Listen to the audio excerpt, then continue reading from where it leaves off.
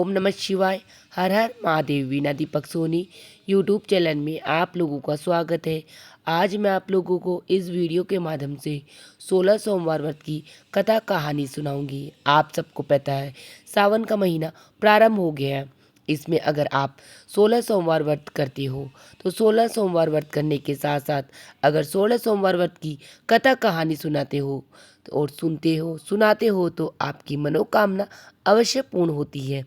मेरे 16 सोमवार व्रत की पूजा विधि की वीडियो मेरे चैनल पे आ चुकी है। आप वहां से देख लेना कि 16 सोमवार को किस प्रकार हमें भगवान महादेव और माता पार्वती की पूजा करनी है। मैं उसका लिंक डिस्क्रिप्शन में ऐड कर दूंगी। आप लोग वहां से मेरा ये वीडियो जरूर देख लेना। और साथ ही 16 सोमवार व्रत करते हो तो 16 सोमवार व्रत की कथा कहानी भी अवश्य सुननी चाहिए।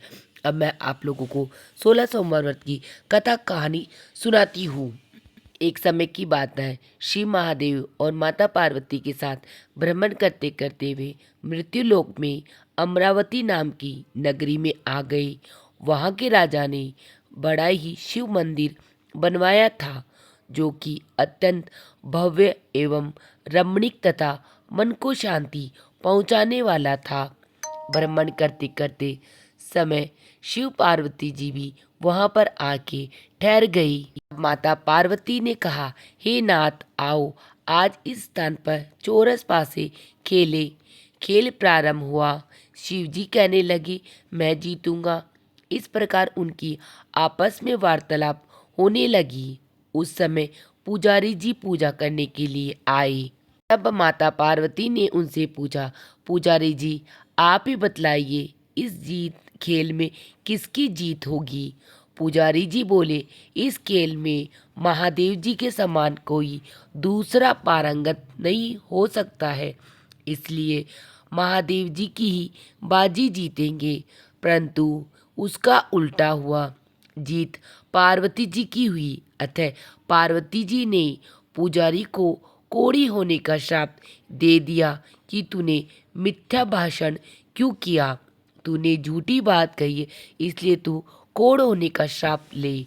अब तो पुजारी कोढ़ी हो गया। शिव पार्वती अब दोनों वापस अपने चले गई। कुछ समय पश्चात अप्सराएं पूजा करने के लिए वहां पर आई। अप्सराओं ने पुजारी के उसके कोढ़ी होने का कारण पूछा तो पुजारी जी ने सब बातें उन्हें बता दी। सराय कहने लगी, हे पुजारी जी, आप 16 सोमवार का व्रत करें तो शिव जी प्रसन्न होकर आपका संकट दूर करेंगे। पुजारी जी ने अप्सराओं से व्रत की भी विधि पूछी। अप्सराओं ने व्रत के उद्यापन करने की संपूर्ण विधि बता दी। पुजारी जी ने विधि पूर्वक श्रद्धा भाव से व्रत प्रारंभ किया और अंत में वह व्रत का उद्यापन भी किया। व्रत के प्रभाव से पुजारी जी रोग मुक्त हो गए। दिनों बाद माता पार्वती और भगवान शंकर पुनः उस मंदिर में आए तो पुजारी जी को रोग मुक्त देखकर पार्वती जी ने पूछा, मेरे दिए हुए श्राप से मुक्ति पाने का तुमने कौन सा उपाय किया था। पुजारी ने कहा, हे माता, अप्सराओं द्वारा बताए गए 16 सोमवार व्रत के करने से मेरा यह कष्ट दूर हुआ है। पार्वती जी ने भी 16 सोमवार का व्रत किया, जिससे उनसे रूठे हुए कार्तिकेय जी भी अपनी माता से प्रसन्न होकर आज्ञाकारी हुए। कुछ दिनों बाद में कार्तिकेय जी ने पूछा, हे माता, क्या कारण है कि मेरा मन सदा आपके चरणों में लगा रहता है। पार्वती जी ने कार्तिकेय जी को 16 सोमवार व्रत की का महात्म्य तथा विधि बताई। तब कार्तिकेय जी ने भी इस व्रत को किया तो उनका बिछड़ा हुआ मित्र उन्हें वापस मिल गया। अब मित्र ने भी इस व्रत को अपने विवाह होने की इच्छा से किया। अतः वह विदेश गया। वहां के राजा की कन्या का स्वयंवर था। राजा ने प्रण किया था कि हथिनी जिस व्यक्ति के गले में वरमाला डालेगी उसी के साथ राजकुमारी का विवाह मैं करूंगा। ब्राह्मण मित्र भी स्वयंवर देखने की इच्छा से वहां एक ओर जाकर बैठ गया।